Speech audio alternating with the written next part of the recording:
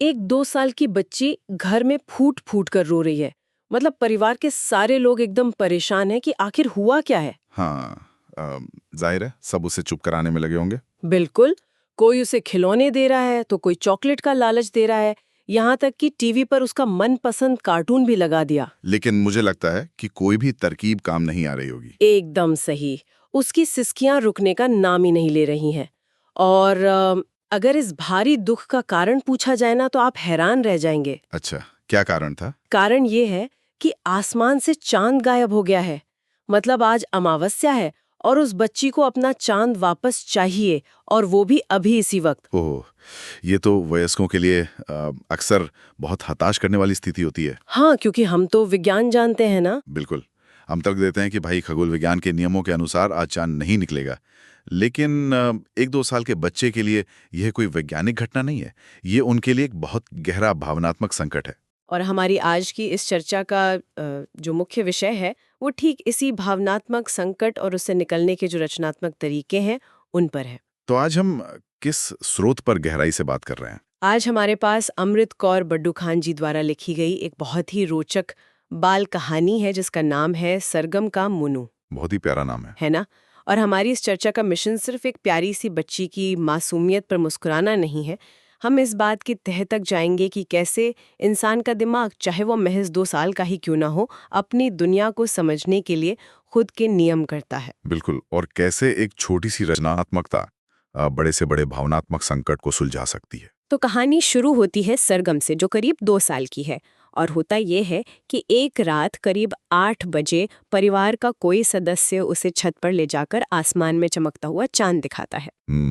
और मेरे ख्याल से वहीं से सरगम की दुनिया बदल जाती है। हाँ, एकदम। ये जो पहली बार चांद से परिचय की घटना है ना, ये बाल मनोविज्ञान को समझने के लिए एक बहुत ही शानदार खिड़की की तरह है।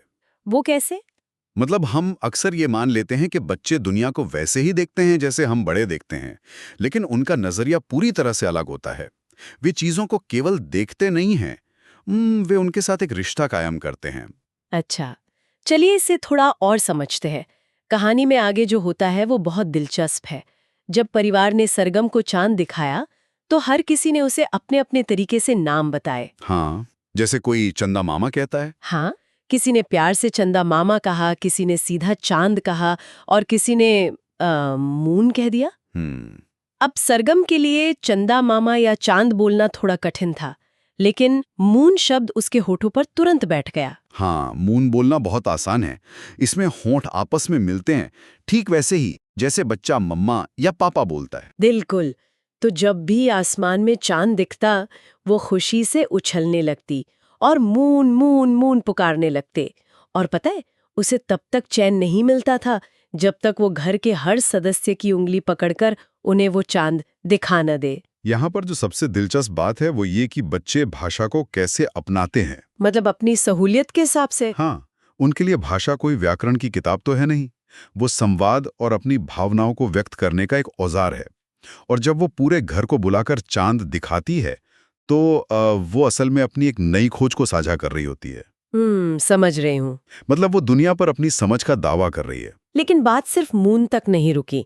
कुछ ही दिनों में सरगम ने अपने प्यार के हिसाब से उस मून को मूना बना दिया, और फिर वो बन गया मूनू। अरे वाह! मूनू। हाँ, कई बार तो सूरज ढलने से पहले ही वो आसमान में अपना मूनू ढूंढ लेती थी, और जब वो जोर से मूनू मूनू पुकारती थी ना, तो उसकी आवाज सुनकर बड़ों के भीतर भी खुशी की लहर दौड़ जाती थी। ये बहुत स्वाभाविक है। मुझे तो ये बिल्कुल वैसा ही लगता है जैसे जब हम किसी नए शहर में रहने जाते हैं तो उसे अपना बनाने के लिए उसे कोई निकनेम दे देते हैं। एकदम सही तुलना है। मनोविज्ञान की भाषा में इसे इमोशनल एसिमिलेशन या भावनात्मक आत्मसातीकरण कहते हैं। अच्छा, तो ये काम कैसे करता है? जब सरगम मूनू को मूनू बनाती है तो वो असल में आसमान में लटके हुए एक विशाल और दूर के खगोलीय पिंड को अपने परिवार के एक सदस्य में बदल रही होती है, ताकि वो डरे नहीं। बिल्कुल।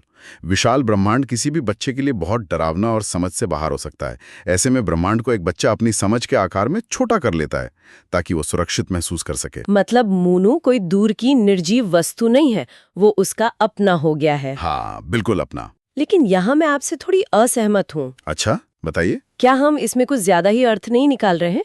मेरा मतलब है, क्या ये महज एक तोतलापन नहीं है। बच्चे अक्सर शब्दों को सही से नहीं बोल पाते और उन्हें बिगाड़ देते हैं। ये एक बहुत ही जायज संदेह है ना? क्या हम एक 2 साल की बच्ची के मूनू कहने को जानबूझकर ब्रह्मांड से रिश्ता जोड़ने जैसी भारी भरकम दार्शनिक बात नहीं बना रहे हैं? सतह पर देखने पर यह सिर्फ एक बच्चे का तोतलापन लग सकता है, लेकिन अगर आप इसके पीछे के व्यवहार को देखें तो ये सिर्फ शब्द का बिगड़ना नहीं है। तो फिर क्या है? सरगम का उस मूनू को ढूंढने का उत्साह, उसे हर किसी को दिखाने की जिद और सूरज ढलने से पहले ही उसकी तलाश शुरू कर देना, ये सब एक रिश्ते के संकेत हैं। ये ऑब्जेक्ट परमानेंस की उसी विकासवादी अवस्था का हिस्सा है जहां बच्चा ये समझने लगता है कि जो चीजें सामने नहीं हैं वे भी अस्तित्व में हैं। अच्छा।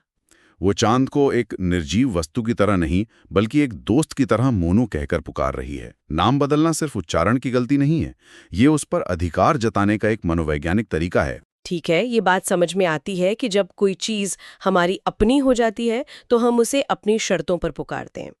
लेकिन पता है, यहीं से इस कहानी का सबसे बड़ा संकट भी पैदा होता है। हाँ, क्योंकि जब लगाव होता है तो खोने का डर भी होता है। बिल्कुल।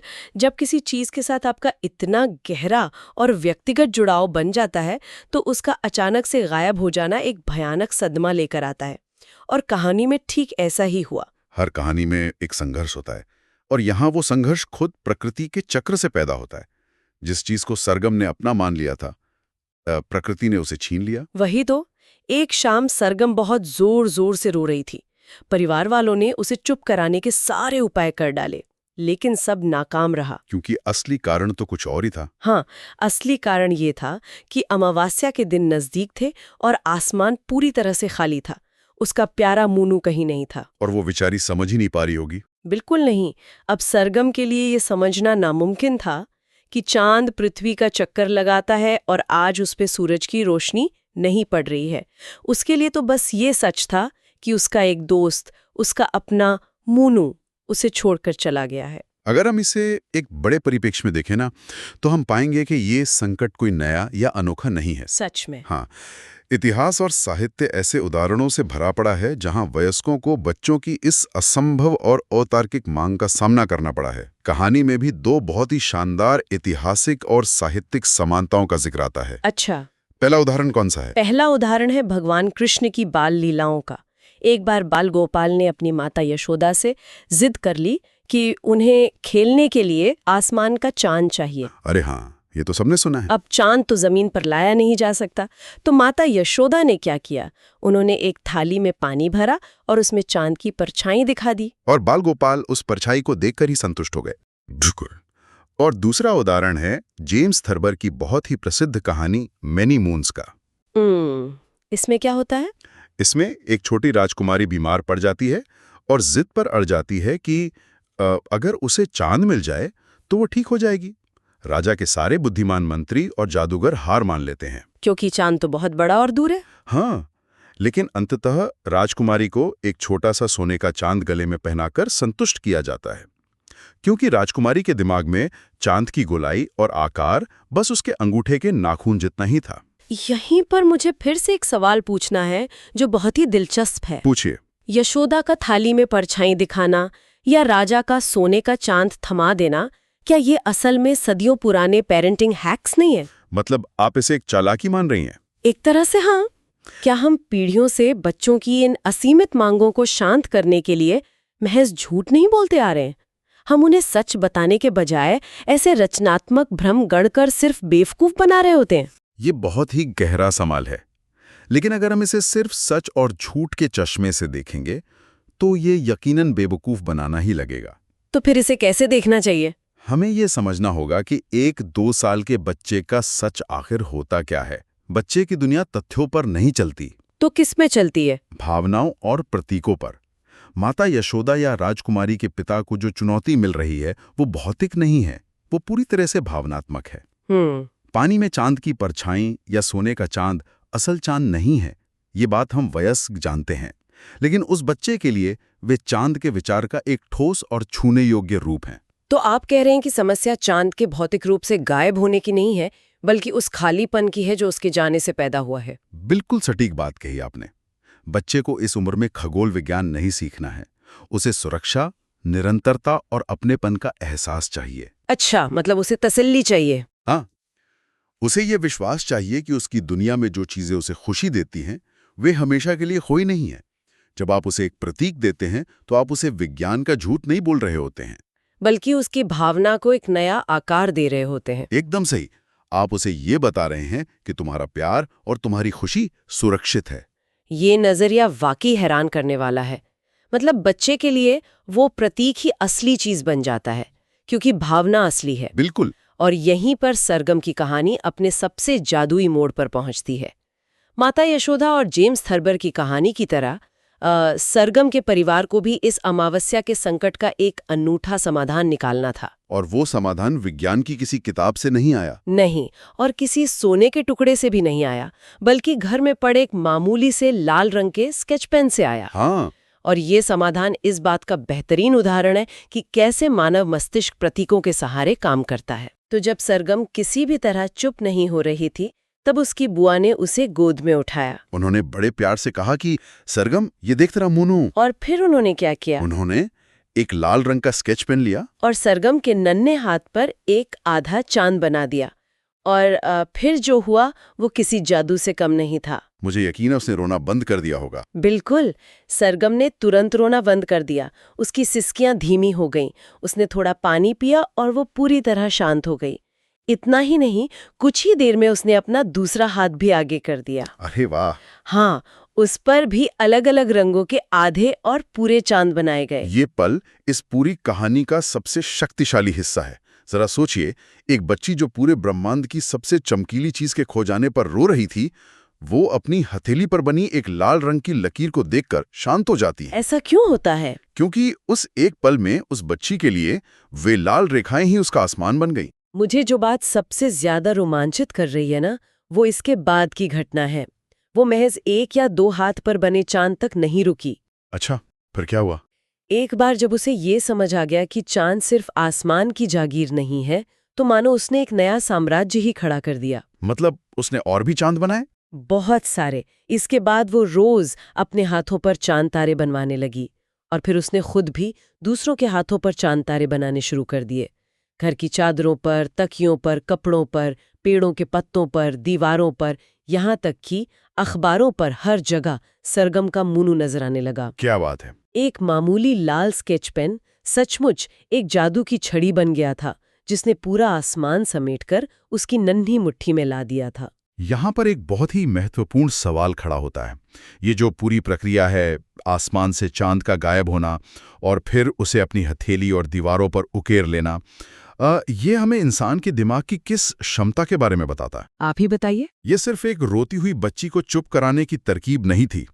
ये इस बात का प्रतीक है कि इंसान की कल्पना उसे कैसे सशक्त बनाती है। जब बाहरी दुनिया में चीजें हमारे हिसाब से नहीं होती, जब आसमान में अमावस्या का अंधकार छा जाता है और हमारे नियंत्रण से सब कुछ बाहर हो जाता है, तो हमारा दिमाग हार नहीं मानता। मतलब वो बाहरी कमी को अपनी अंदर की रचना से पूरा कर लेता है। बिल्कुल। मनोविज्ञान में इसे कॉग्निटिव रीफ्रेमिंग और सेंस ऑफ एजेंसी कहा जाता है। इसे थोड़ा आसान भाषा में समझाएंगे? हाँ, जरूर। देखिए, सरगम अमावस्या के सामने बेबस थी।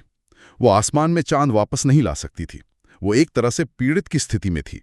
लेकिन जैसे ही उसकी हथेली पर वो लाल चांद बना, वो पीड़ित से एक निर्माता बन गई। अरे वाह! अब उसे चांद के निकलने का इंतजार नहीं करना था। वो जब चाहे, जहां चाहे अपना चांद खुद बना सकती थी। सरगम की हथेलियों पर सजे हुए लाल चांद महज रेखाएं नहीं थीं, वे उसके लिए खुशियों और नियंत्रण के चमकते हुए स्रोत थे। ये एक बहुत ही गहरा विचार है।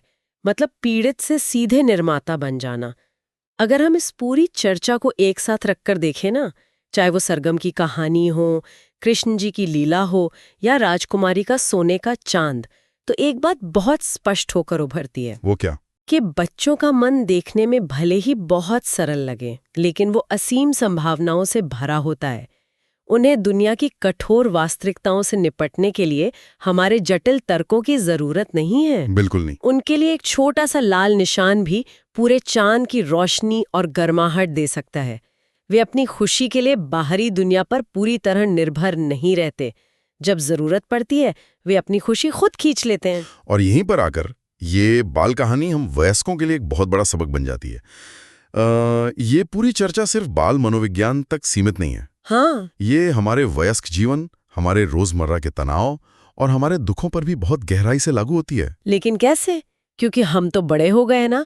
हम तो जानते हैं कि लाल स्याही से असली चांद नहीं बनता। हम जानते हैं कि वो असली चांद नहीं है, लेकिन हम ये भूल जाते हैं कि हमारे दुख और हमारी भावनात्मक जरूरतें आज भी वैसी ही हैं। ये तो है। हम अक्सर अपनी जटिल समस्याओं के लिए बहुत भारी भरकम समाधान ढूंढते हैं। जब हमारा कोई चांद यानी हमारा कोई सपना, कोई नौकरी या कोई रिश्ता हमसे दूर चला जाता है, तो हम खुद को पूरी तरह से असहाय मान लेते हैं। हाँ, हम उस पे अड़ जाते हैं। बिल्कुल, हम अड़ जाते हैं कि जब तक वो असली चांद आसमान में वापस नहीं आएगा, तब तक हम खुश नहीं होंगे। ये बात सचमुच चुभने वाली है। जैसे जैसे हम बड़े होते हैं, हम अपनी कल्पनाओं को और उन लाल स्केच पेन्स को कहीं बहुत पीछे छोड़ देते हैं। एकदम सही। हम बाहरी परिस्थितियों के गुलाम बन जाते हैं। अगर बाहर सब कुछ अच्छा है तभी हम खुश रहेंगे। और यही हमारी सबसे बड़ी त्रासदी है। एक बच्चा जानता है कि अगर बाहर अंधेरा है तो वो कागज पर सूरज बना सकता है, लेकिन वयस्क होने के नाते हम अपनी उस सेंस ऑफ एजेंसी को खो देते हैं। हम नई हॉबीज नहीं अपनाते, हम अपनी भावनाओं को कला या रचनात्मकता के जरिए बाहर नहीं निकालते। हम बस अमावस्या के अंधेरे में बैठकर शिकायत करते रहते हैं। तो क्या इसका मतलब यह है कि हम बड़ों को भी भ्रम में जीना चाहिए? भ्रम में नहीं, बल्कि अपनी भावनाओं को सही दिशा देने में। अगर आप किसी बड़े नुकसान से गुजर रहे हैं तो आप उसे बदल नहीं सकते, वो अमावस्या है जी। लेकिन आप एक डायरी लिख सकते हैं, आप पेंटिंग कर सकते हैं, आप किसी नए प्रोजेक्ट पर काम कर सकते हैं। ये सब आपके लाल स्केच पेन हैं। क्या बात है। ये बाहरी वास्तविकता को नहीं बदलते, लेकिन ये आपके भीतर की दुनिया को एक नई रोशनी जरूर देते हैं। क्या अद्भुत तुलना है। मतलब हम बड़े होकर अपनी खुशियों के लिए पूरी तरह बाहरी दुनिया यानी उस असली चांद पर निर्भर हो जाते हैं, और जब वो हमारे जीवन के आसमान से गायब होता है तो हम बस रोते रह जाते हैं। बिल्कुल। तो सुनने वालों, यहाँ इस चर्चा को विराम देते हुए एक ऐसा विचार जो इस पूरी कहानी और हमारे इस विश्लेषण से निकल कर आता है और जो हमें लंबे समय तक सोचने पर मजबूर करता है, वो ये है। जरा सोचिए क्या होगा अगर हम अपने भीतर के उस खोए हुए बचपन को फिर से जगा सकें। उस बचपन को जो अमावस्या की घोर अंधेरी लात में भी बाहरी दुनिया की मोहताज हुए बिना अपनी ही हथेलियों पर अपना चांद उकेरने की हिम्मत रखता हो। शायद हम इंसान पूरी जिंदगी खुशियों के लिए आसमान की ओर देखते रहते हैं और इंतजार करते रहते हैं, और ये भूल जाते हैं कि हमारी सबसे बड़ी खुशियों का वो स्केच पेन हमेशा से हमारे ही हाथों में आया है। बस जरूरत है तो उस पेन को उठाने की और अपना चांद खुद बना